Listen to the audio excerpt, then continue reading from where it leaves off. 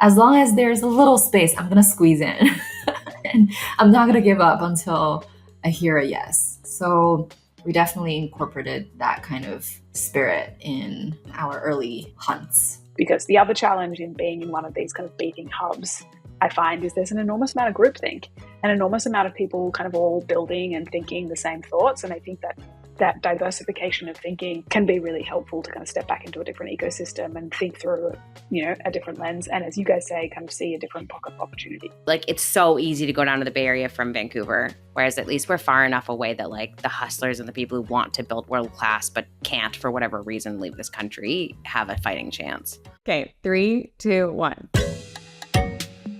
Hey, I'm Cheryl. I'm Maxine. This is First Check, part of Day One, the network dedicated to founders, operators, and investors. If you want to be a better early stage investor, this is the show for you. So TLDR, if you don't want to suck at investing, listen up.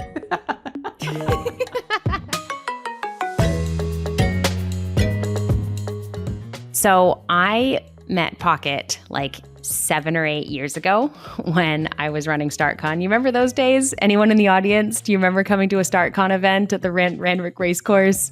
And, there was thousands of people just all over the place. Lots of startups. Canva was in that startup alley at one point. Shout out to, if anyone does remember, please reach out. But that's where I met Pocket, and I just absolutely loved her energy. We brought her from Singapore to Australia, and she just absolutely killed it. And I've wanted to reconnect with her ever since. Maxine, I brought her to you and you were like, yes. Heck yes. She was an OG in the strategy that she's chasing. So Pocket is now the GP of SoGal Ventures, and she built a foundation before that called SoGal Foundation. It's a really interesting strategy when it comes to investing in underrepresented founders. She was super early to that thematic.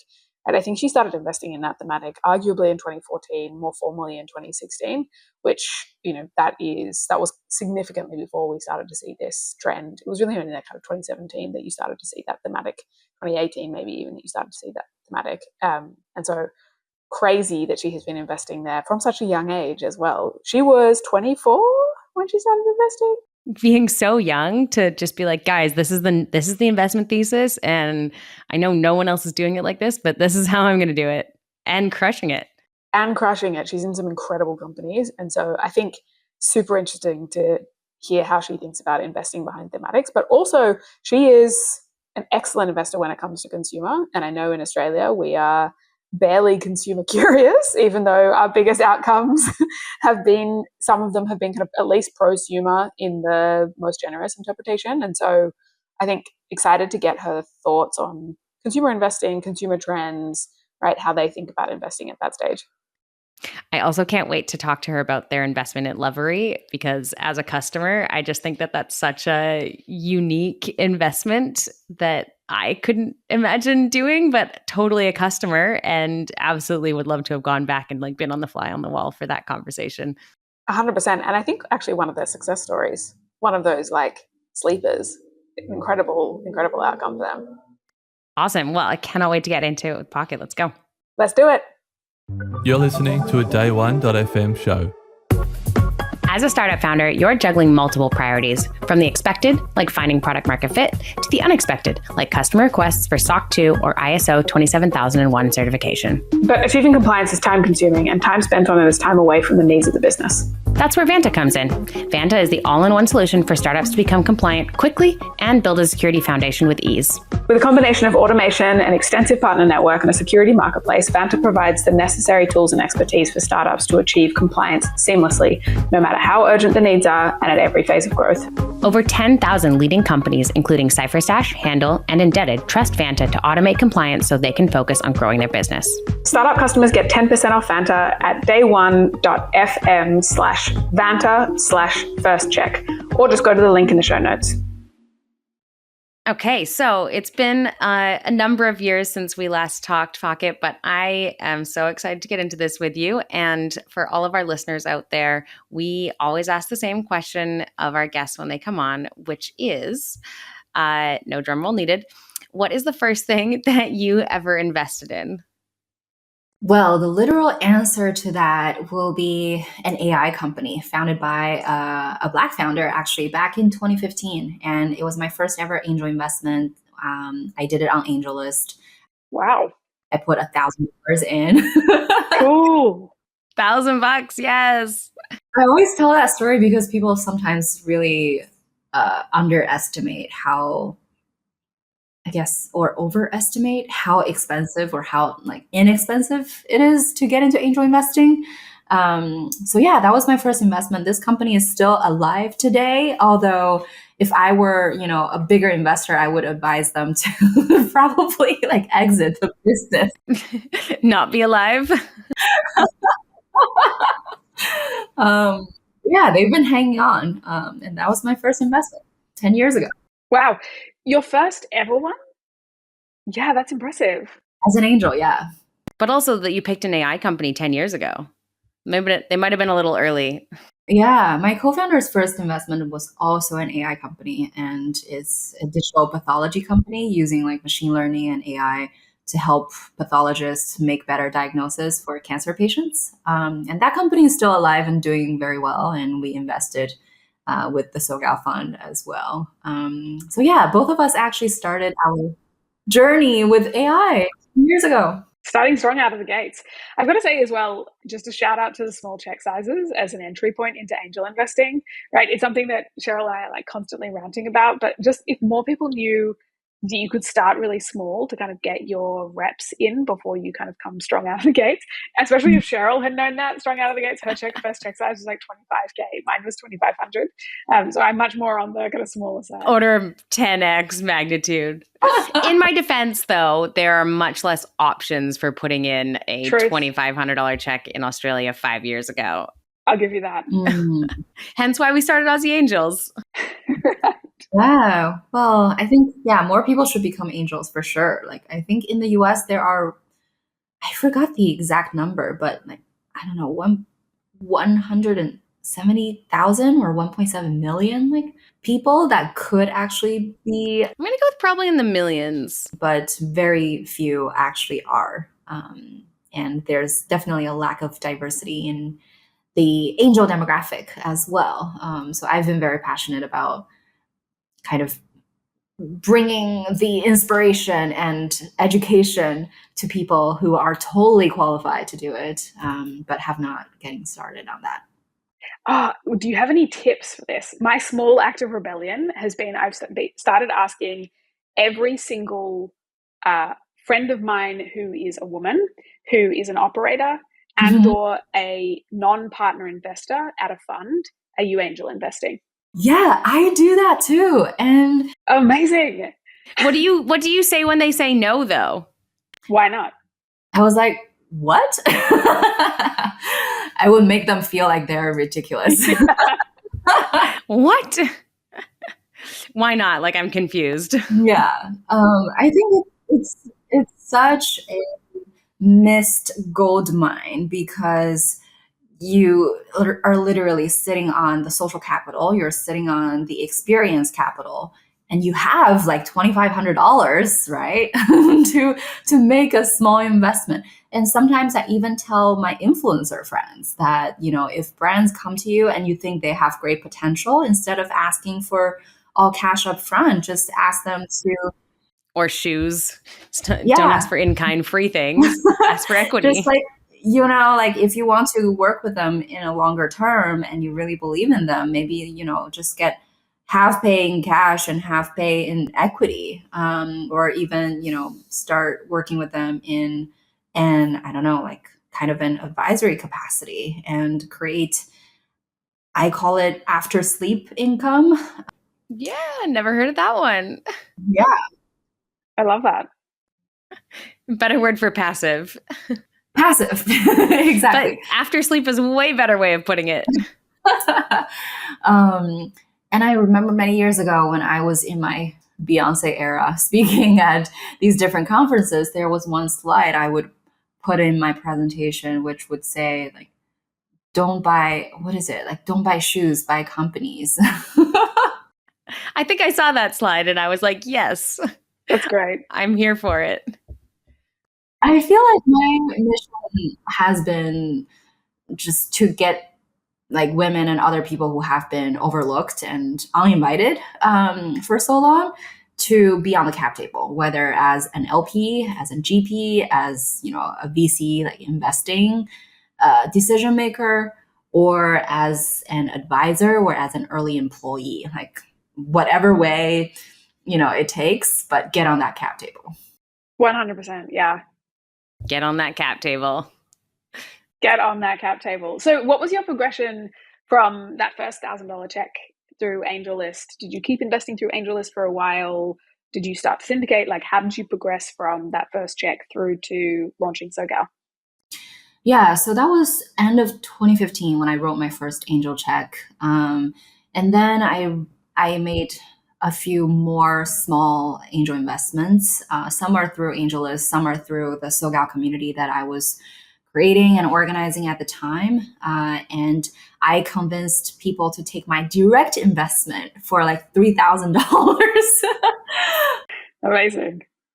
My winning strategy was that people wanted investors like us to exist, because they're so fed up with, being shut out the door or being asked very hostile questions or not being taken seriously in the boardroom. And they wanted some refreshing forces in the world of venture capital. So I was able to make some, really tiny investments and convince them, hey, you know what? I'm going to 10x, outperform my check size, even though like my financial power has not caught up with my value add power. Yeah, I'm with you on that one. I would always tell founders, I won't be your biggest check, but I will be your biggest champion. That's a good one. That's a good one. I love that. Yeah, and I think founders, sometimes they just need a cheerleader, right? And that's priceless. 100%. Yeah. And I think that also it is probably a bigger testament to the value that you can add as an investor if they're willing to take you on for $3,000. Like at that point, you're barely covering the legal costs, right? Of getting you onto the cap table. And so it's probably more of a testament to your ability to kind of position yourself and also actually add a lot of value.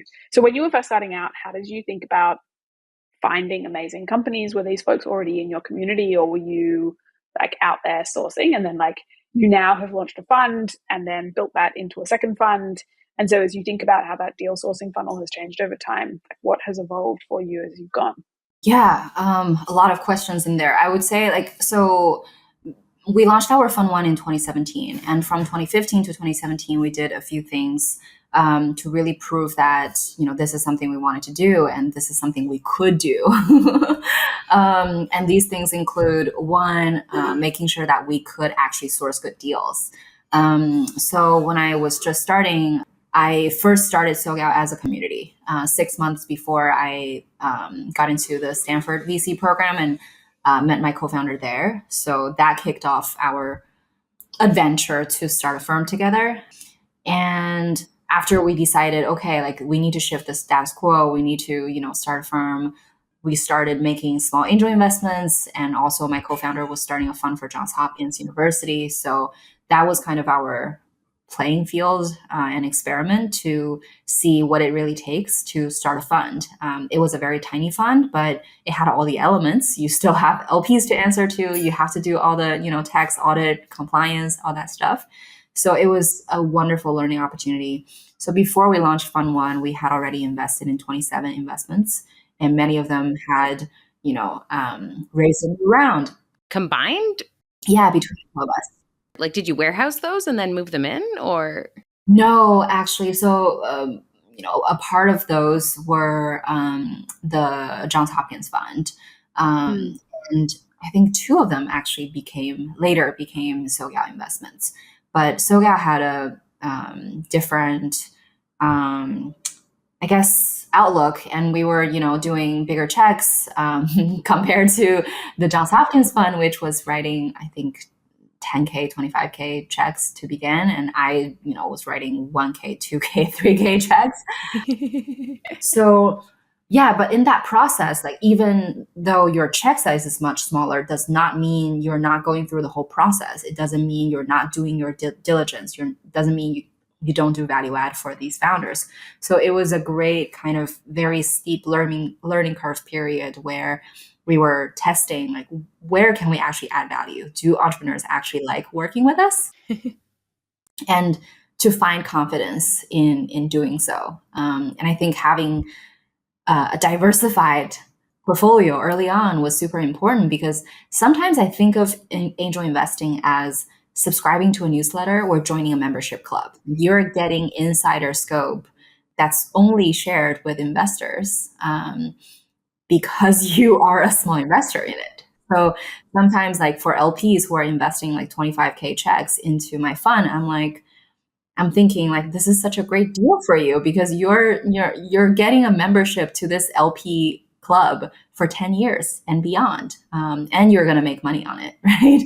It's a subscription that you get paid to have instead of having to pay to Yeah. Get paid back. Yeah.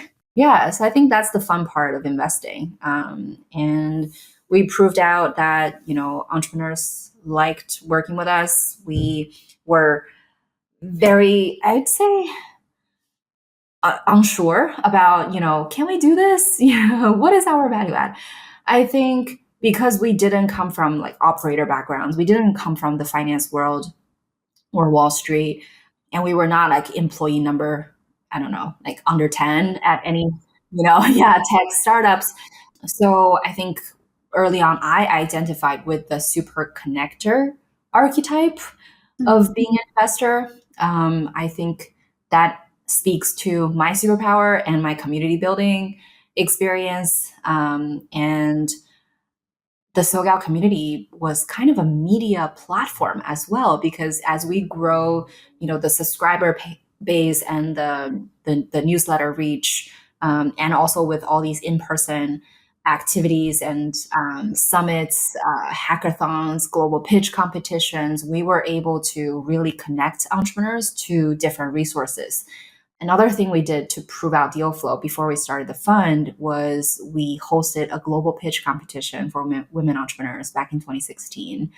And we brought these, women from all over the world who had won their original competitions to Silicon Valley. We invited all the top like Silicon Valley investors that we knew at the time, including Tim Draper. And he ended up investing like 300K like on the spot to 3 of the finalists. And he was like, this is like better quality than Like each or like 100 each. okay. He's like, this is better quality than like most demo days I've been to. Amazing.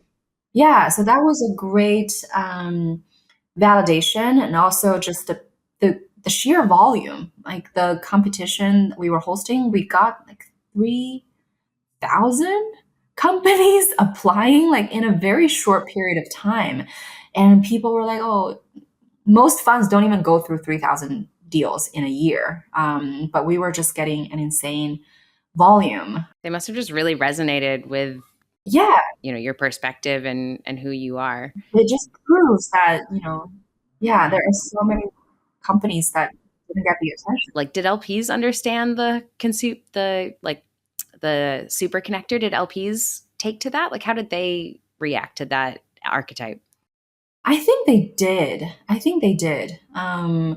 Because we were writing, I think our value add at the time was a great match for our small check size. Because, back then, like if you're writing 50K, 75K, 100K, like 200K checks, your main role is not to be, kind of the fiduciary duty taker for the company, but instead, like, how can you really open different doors for the companies, like get them exposure to different platforms, different media outlets? How do you introduce them to potential customers? How do they introduce them to potential hires? How do you help them promote their new products? I think that is the appropriate level of value add for a check that's, at our 100K level where we started with. And yeah, we were pretty aggressive when we started. We were like going out there and outreaching to founders and relentlessly convincing them to take our small check. Sometimes after their round has already been filled, or sometimes, when they're not raising at all. So I think when you're starting as an angel or a VC, it's important to be a little aggressive, like a little like on the lookout. You're hunting for interesting opportunities. But also in the beginning, every opportunity looks so enticing. Like every company looks so promising. And you're like, every opportunity seems investment worthy. What do I do? 100%. Yeah. It is amazing, isn't it, when you first start off as your like bar calibrates, right? Especially the progression from, although it sounds like your angel investment deal flow was incredible, but the progression from kind of angel investment to fund level and how that bar moves up over time. And then as you get kind of further along, you're constantly lifting that bar, right? As the companies get better and better. I think I read somewhere that you invested into Everly Well or now Everly Health early in their journey, that was in that category, right? You had to beat down their door to get your check in, and you got it after the round was closed. Yeah, that was I would credit that to my co-founder, Elizabeth. She won that deal. So she heard about the deal at an investor dinner. And someone sitting next to her was talking about, oh, we just made this new investment in this digital healthcare company. And when, this other investor was talking about the idea or the model of Everly Well at the time, Elizabeth immediately felt like, oh, this is something we've been waiting for. We from the get-go wanted to invest in the democratization of access to the future of living, working, and staying healthy. And when it comes to staying healthy, it's all about autonomy. It's about personalization. It's about kind of, patient sovereignty. Like, how do you take control of your own medical data and getting the tests that you need at the right time, without having to always, take a half day off, because women are busy, right? So when we heard about the company, it just feels like it is something we've been waiting for. And the round was already oversubscribed, so we started this chase. So Elizabeth really took advantage of the fact that, the founder, Julia, and her both worked at Deloitte. And Elizabeth grew up with two doctors as her parents. So she had a lot of healthcare expertise and has the network in, at Johns Hopkins. And I remember Julia was thinking about getting some press, but it was not her strongest suit at the time. So we proactively curated this whole list of tech journalists that she can reach out to that might be relevant for this press story. Just doing everything that we can to show that we understand your business. We're here to be of service, and we're worthy to get on your cap table. And eventually, Julia convinced one of her board members, who was an early investor, to reduce his check size in this round so that we can fit our 100K check in. Wow. I love that. Yeah, so I think being an angel or being an emerging manager, you have to be entrepreneurial. You have to believe, there's still a gap. As long as there's a little space, I'm going to squeeze in. And I'm not going to give up until I hear a yes. So we definitely incorporated that kind of spirit in our early hunts. Love that hustle. I'm always pestering VCs like, hey, you got a little allocation there for me? I'm good for 100, 200K and a whole lot of value. Exactly. Yeah. And then, it's land and expand, right? As long as you land a space on that cap table, then there's... I'm still working on the expand part. Not so much on the expand, but definitely landing. Yeah, that's a great start. You land first. Maxine's already on the expanding part. Yeah, I think it's once you're in, right? And for your fund, do you invest first check and then you invest follow-on checks, or do you just go kind of first just like a single check. For us, we just write a single check in. And so we're more focused on like expanding the relationship over time, but definitely from fund 1 to fund 2, hopefully there'll be some expansion. I meant like expand as in you write bigger checks than I do. True. I don't know. I've seen a syndicate bring in some weight, but true on average. Yeah. Thanks, Maxine. Yeah, when I say land and expand, like I think from our experience, we've, sometimes we start with a little check, just to, be in the inner circle, and then we grow the relationship with the founder. And eventually, like they're like, "You're so valuable. We're gonna give you super pro rata, right? We want you to have a bigger stake on the cap table, and we want you to be, more involved." So there are cases where, in the beginning, we couldn't even get into the company. And eventually the founders, create a round so that we can get in. And, eventually, when hardships happen, they realize that, well, you know what, like Pocket and Elizabeth and SoGal are actually my true allies. And, there have been cases where we then get on the board and kick out the original board members, and Wow. we become the lead investor, and we become, the closest, the most trusted investors that they have.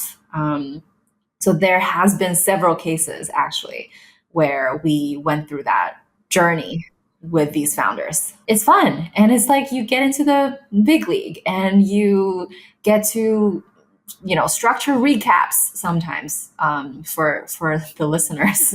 Recap means usually not a great thing. Recaps are when a company goes through a down round, meaning their like current rounds valuation might be lower than the previous rounds, and they really need to incentivize people who will participate in this round. So they might kick out some old investors who are no longer active, who have lost conviction in the company or couldn't deploy in the new round. And you kind of restructuring the whole cap table. So ownerships will change. It's an opportunity for you to take bigger ownership. But if you can't participate, like a recap is when previous investors might get kicked out entirely and lose your entire stake. So it's kind of a sharky zone, if I may, but it's also fun. It's like you get into the deep end of venture investing. With some sharks. With some sharks. There've been a lot of them going around, right, in 22, 23, and then even some still in 24. Although I haven't seen as many this year, but it's been a lot of recaps with the market, kind of some of those overvaluations flushing through the market. Yeah. I know there are investors who are very bearish about recaps. They're like, it never works. But I think with women-led companies, for example, like because investors are more likely to lose confidence in them more easily. Sometimes, the round dynamics do not properly reflect the potential of the company. And I think that's where we could have an arbitrage opportunity. Super interesting. That I've actually never thought through that, right? Like if as you said, statistically, people from underestimated backgrounds are, as the name suggests, underestimated. So in these moments, ta-da, as described on the packet. And so in these moments when there is these recaps going, or just even in these moments where you're funding these tough periods, they're also less likely to get kind of more risk forward capital coming through to push them through these lull periods. But also in a recap scenario, there actually is upside for folks that are deep believers in the founders themselves or in the companies. In those recaps, have you seen, like, maybe for the listeners, if you could give them a little bit of a sense of like, how is a recap done? How for early investors can you get pushed out of a company? What opportunities are there in a recap actually to lean in and maybe capitalize more value to them if they deeply believe in a founder and are supporting them through a recap like that? And is it for all investors or like only VCs? When you say investors, are we talking angels too? I think it's usually VCs, right? Have you ever seen an angel participate in a recap? On the other side, right? Like not being the ones to like recapped out of a company, but I don't think I've ever seen it. Yes, I'd say like usually when a recap happens, they recap so that people who participate in this round could get, better ownership, basically. And, people who don't participate get kicked out. So I've definitely seen angels come back to the table and participate, either, in, in their pro-rata amounts, sometimes even beyond that. Because like for savvy investors, it could be an interesting opportunity. It feels risky because usually when a company goes through a recap, that's when, their runway is low and, maybe they need more time than they originally thought to reach the next milestones. And some investors are not comfortable with that. And also, each investor has different taste, flavors, and risk tolerance, right? Sometimes they're like, oh, if you don't reach your goal, your first try, then you're dead to me, right? Or if you have a big enough portfolio and this was not an important investment for you, then you're like, whatever, like I'll just give this up. So it really depends. It really depends. When a recap happens, usually, there will be one firm or two leading it. A lot of the times it's insiders leading the recap, but sometimes it's an outsider that's taking kind of previous investors all out. And they're coming in with like majority of the round and setting the terms so that they can take, sometimes like 20% or even higher ownerships. Sometimes it depends. And sometimes there are like warrants, options, like and liquidation preference, all these additional protection measures so that the people who are coming in at a more risky moment in the company trajectory can get rewarded. Because, at the moment it might seem like, oh, this is not a very investable company, right? Yeah, it's interesting. And because we mostly invest in diverse founders, sometimes we see that, when things don't go as well, the first thing that any like white male investor and board member think of is, oh, let's just kick the female CEO out. Like that has happened so many times. That's obviously the problem. Yeah, Obviously. obviously.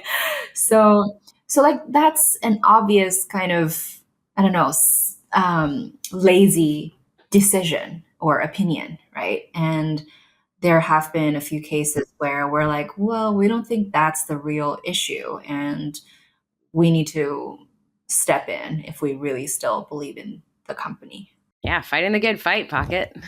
Yeah, we've kicked out some, much, much bigger investor and got them out and beat their term sheets and like sitting on the board instead and kind of eventually, removing their influence and put the company on a more promising, cash flow conscious trajectory. And that has been very fulfilling but also very challenging.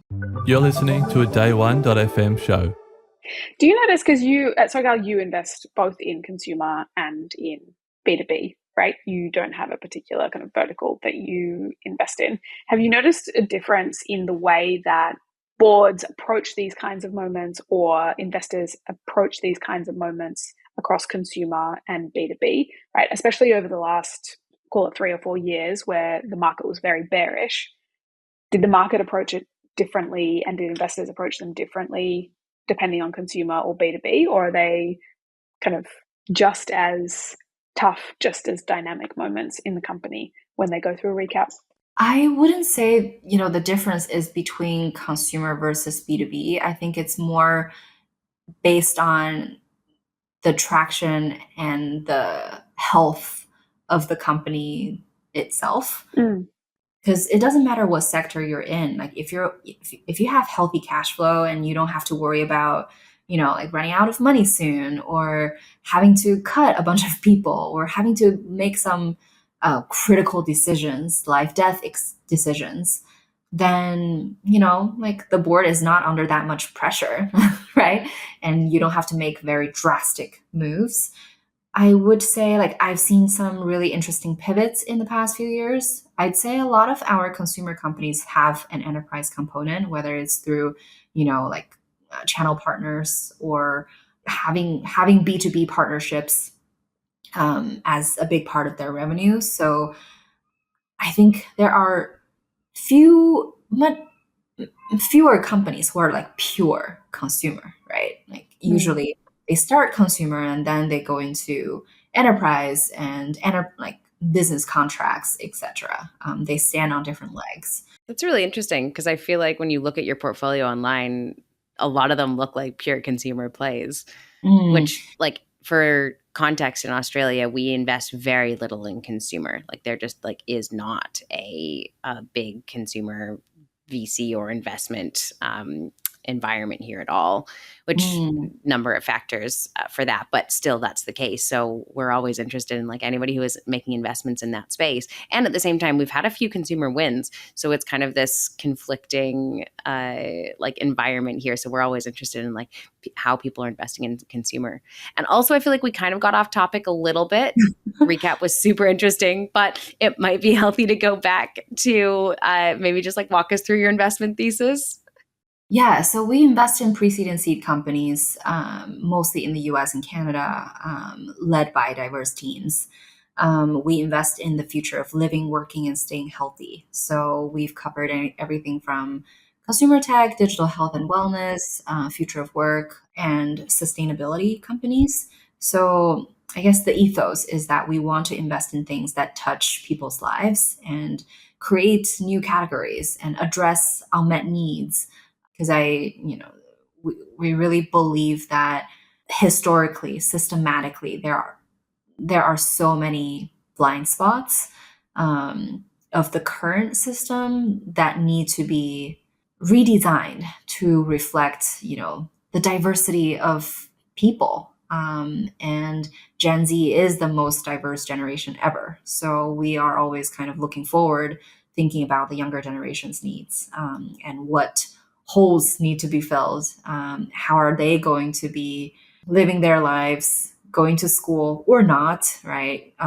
Spending money or not, going into relationships or not, how they take care of their health, physically and mentally, and maybe spiritually even.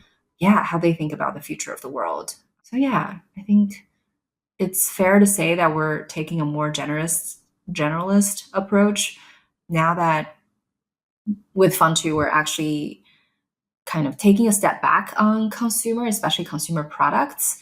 And we're thinking, so what do we want to invest in really?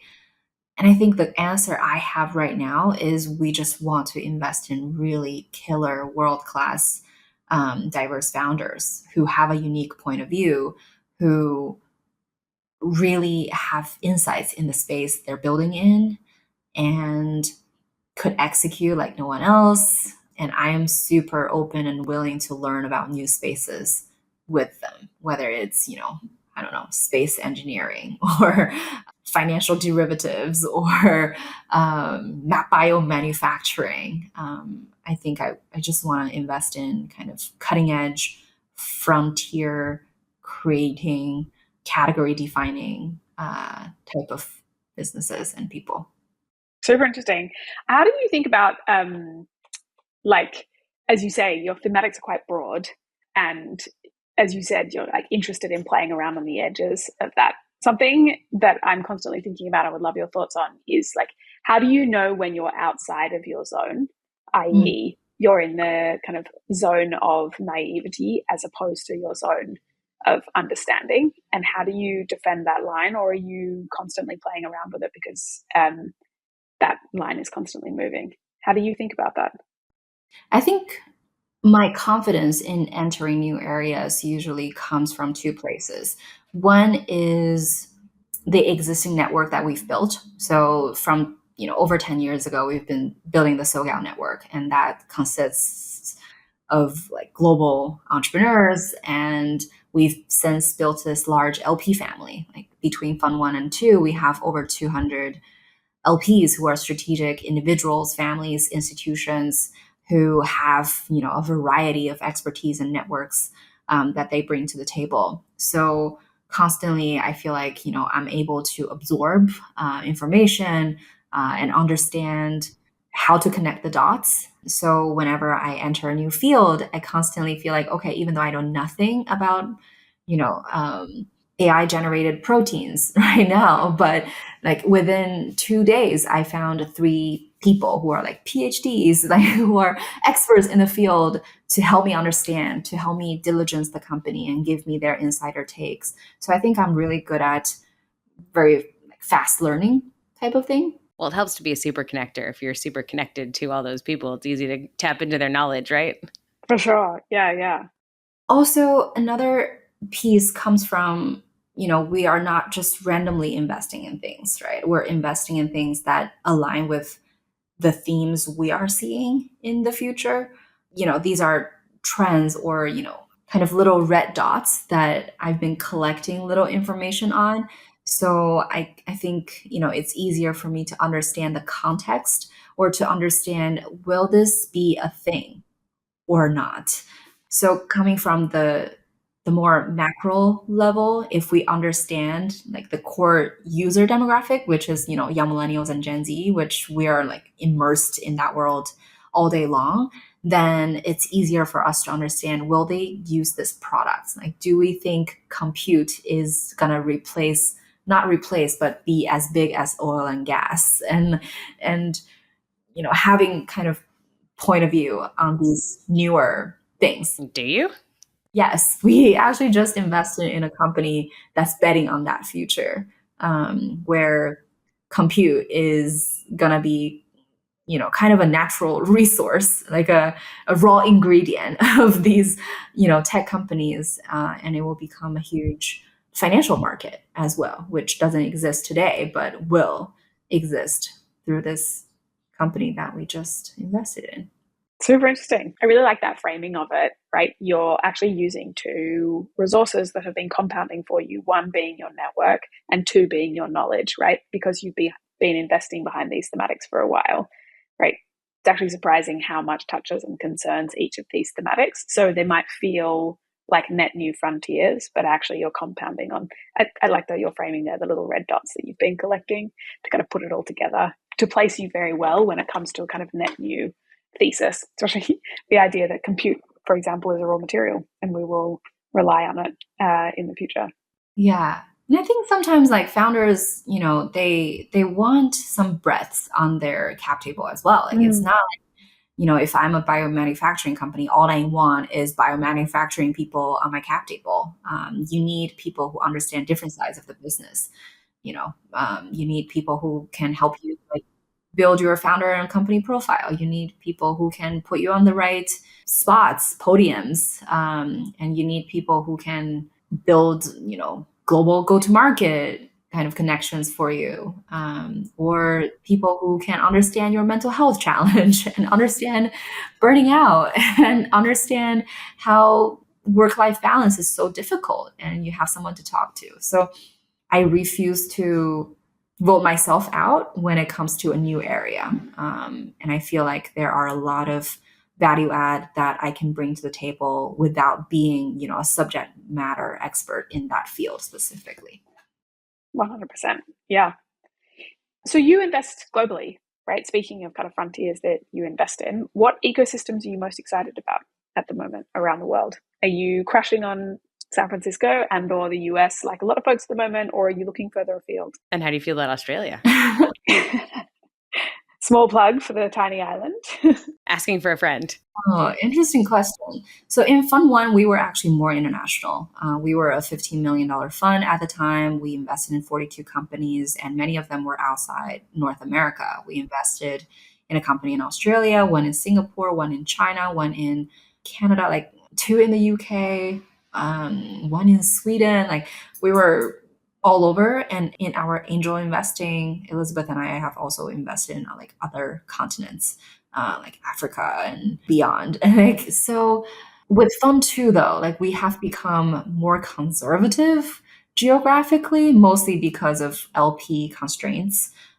So we're more focused in the US, and could also invest in Canada, but we're not really doing that many international investments anymore. I think the challenge, especially for an angel, is different jurisdictions come with different, compliance requirements, like different tax stuff and different legal systems. I remember when I invested in the UK for the first time, knowing that we're all going to be common shareholders was such a like, what moment for me.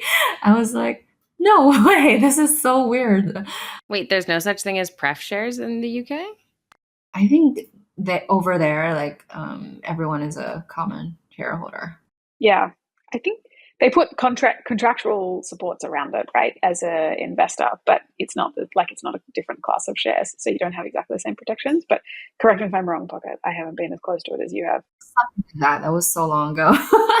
Weird. Yeah, so we realized that as a very small team, it's very difficult for us to one, like having the understanding of all the logistics of running that investment, and number two, we realized that investing in a slightly more concentrated geography gives you a more established network that you can tap into for value add.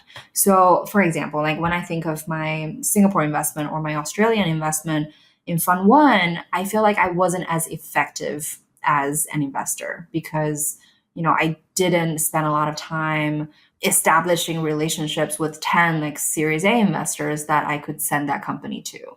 And for that Singapore one, like they were raising Series B, but there were only like 4 or 5 Series B firms in town, and they all talk to each other. So once you get one nose, it's like you're kind of out of favor, and you have to go elsewhere to raise that money. And that kind of, I guess, lack of variety or lack of different flavors in later stage funding is not something that I, like an early stage emerging manager, could help solve. So I think it's not doable, but it is more difficult to be successful as an angel investor or as a VC investor across different geographies. Yeah. What about Canada though? Like you're based there. What's your view of the Vancouver and Canada ecosystem? Yeah, my hot take is is that well, I'm moving away from Vancouver next year. Oh no. That's your hot take, that you're moving away? That's a very hot take. You heard it here first. I think Vancouver has potential, but the city is slow. I feel like Vancouver is a little bit like the Hamptons. I think people here are more into, the outdoors and enjoying a healthy life than, creating something really world class. Yeah, I think it's a bummer. I had high hopes for Vancouver, and I think, I've made really good friends here, and there are some really like cool, ambitious people here too, but just the level of connections and the level of, I'd say, like world classness, I'm not satisfied. Yeah. It's tough to hustle when you want to ski Grouse Mountain every day, right? Like if you got to block in a couple of hours for skiing. Yeah. Not so much grouse. Not so much grouse. Let's go Whistler, Maxine. Come on. Yeah. We hike grouse. We ski Whistler. We ski Whistler, fair. But that is further away, right? That takes a longer time for you to get to go and hustle to that. But my point is that like I think it's a really tough tension, right, between like going all in and hustling hard in that moment versus if you're prioritizing other things, which I think, to be very clear, is super valid, right? Like I think it's just a choice between where you want to prioritize your time in that particular season of your life. Yeah. And I think a lot of people who actually, really want to build like billion-dollar companies, many of them would go to the Bay Area to do that because it's a more conducive environment. And I think in Vancouver, there aren't that many angel investors. Well, I left, so, I know. So really, Pocket is leaving as a result of Cheryl leaving Vancouver. Yeah. A decade later. This is the problem. If I had stayed, then I know you set me up for failure, Cheryl. I'm so sorry, Pocket. This is on me. Yep, I'll take the blame on this one. But yeah, like if you think about it, in the US, like in New York, San Francisco, LA, like you can convince your dentist, your physio, like your lawyer to invest in your startup. And it's such an environment where everyone is excited about tech, about innovation, versus I think Vancouver, most people are more, into real estate. I'm hearing a lot of similarities. Yeah, I'm keeping my mouth shut about this because I can't keep it shut anymore. I'm just like, oh, what is she? Which city is she talking about again? Is she mispronouncing Sydney?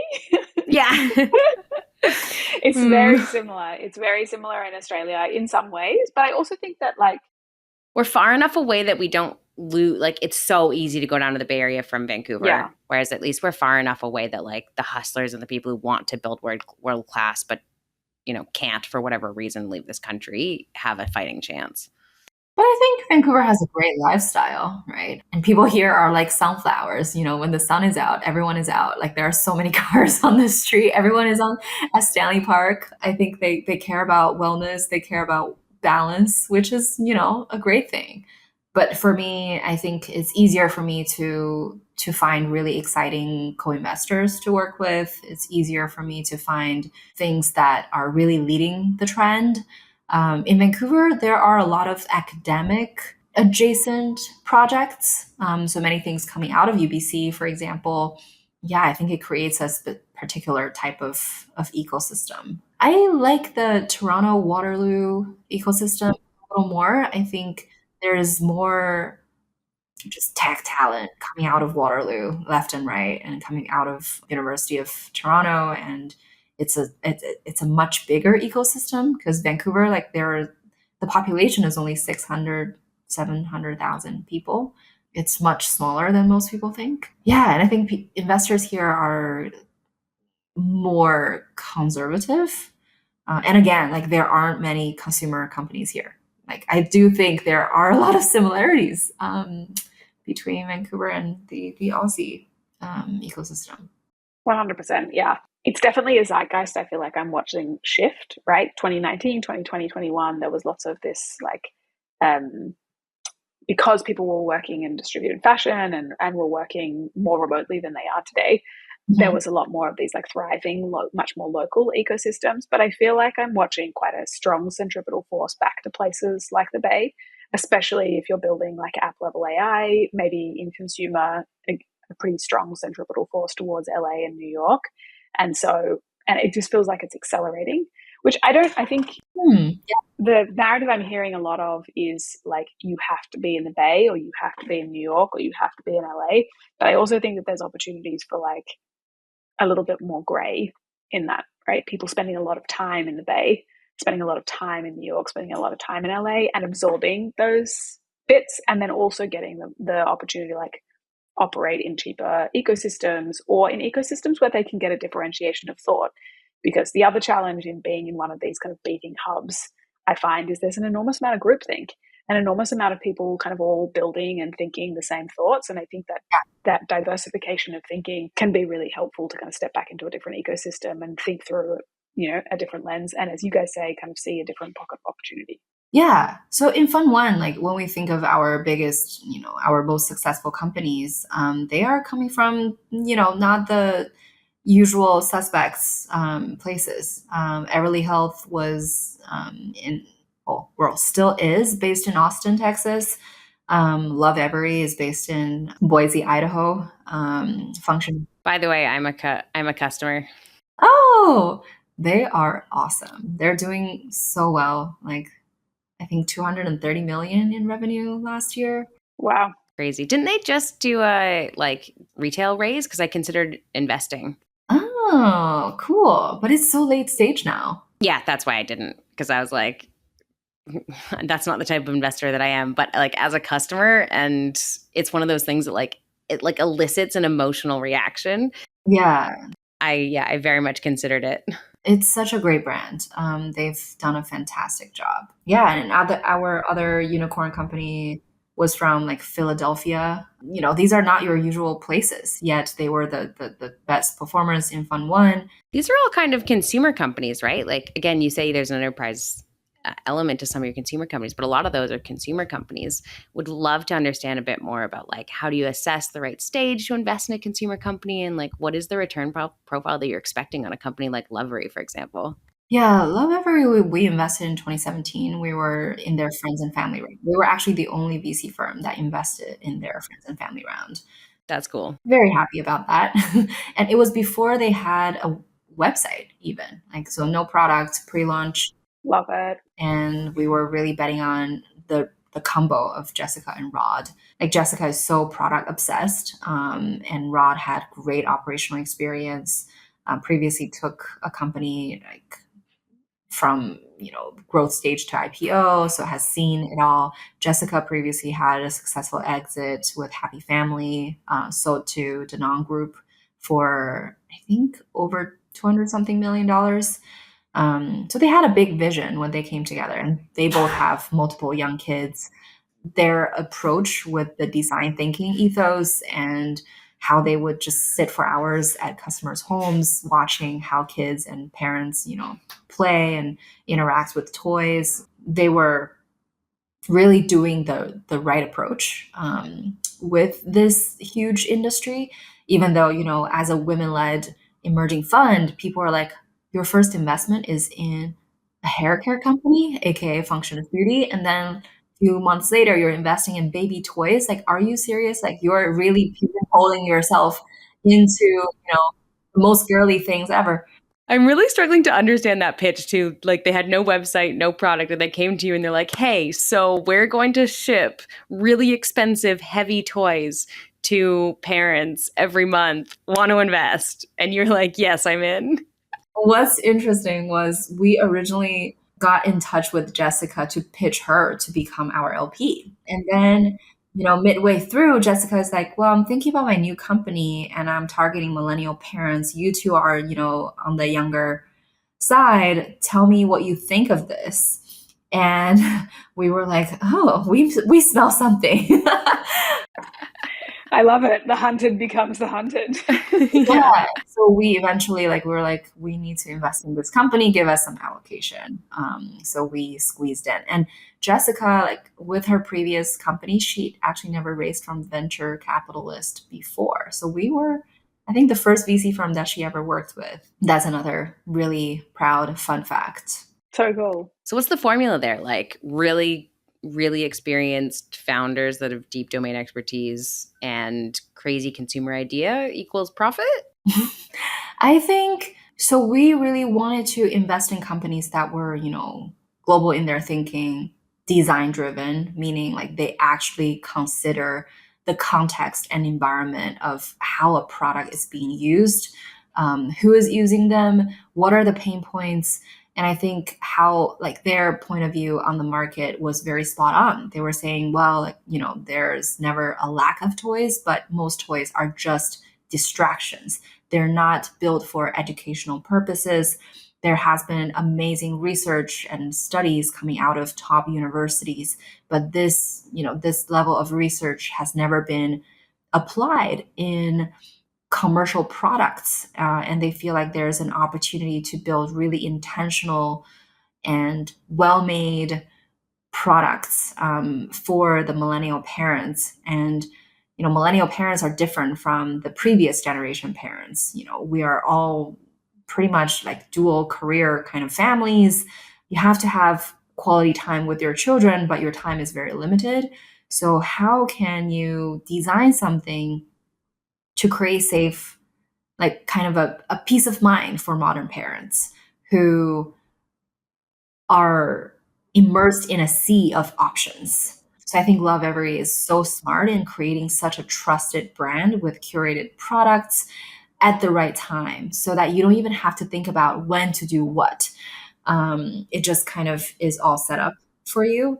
And it's made beautifully. It fits your home's style and aesthetics, right? And I remember when I bought it for my niece, and I would go to my cousin's place to play with her, and I actually loved playing with those toys.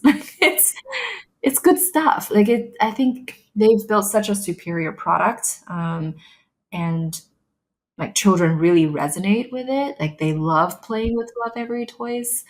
And yeah, we were just really convinced on their ability to build and their ways of, researching the market and like building the right thing for the right people.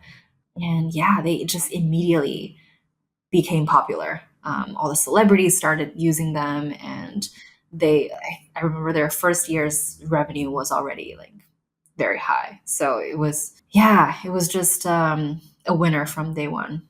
They do say that, like, for consumer, it hits harder than any B2B. Like, if you do it well, it hits harder. And that's reflected in some of the biggest companies in America, right, are consumer companies. But it's just, it is traditionally hard to pick. But it sounds like you guys have done an excellent job of picking great consumer or B2B and B2C blended businesses in your fund one. Yeah, and Everly Health is another interesting example. They started B2C. They started as a direct-to-consumer at-home health testing kit. And you can do, 30, 40 different tests on that platform. And we thought, this is what we think should exist. And later, they were able to actually acquire their downstream partner. Like they acquired the lab, and they also started acquiring, they acquired Natalist, which is fertility focused testing company. So they started serving much bigger clients. Like they started working directly with insurance. They started becoming the telehealth backend for a lot of digital health companies. They were just like, once you build a very good consumer product and having all the data points and the trust of people, like it actually becomes an easier sell when you go to these payers, insurance companies, enterprises to adopt your product on a bigger scale. So this, consumer to enterprise pathway has been tried and true for many of our portfolio companies.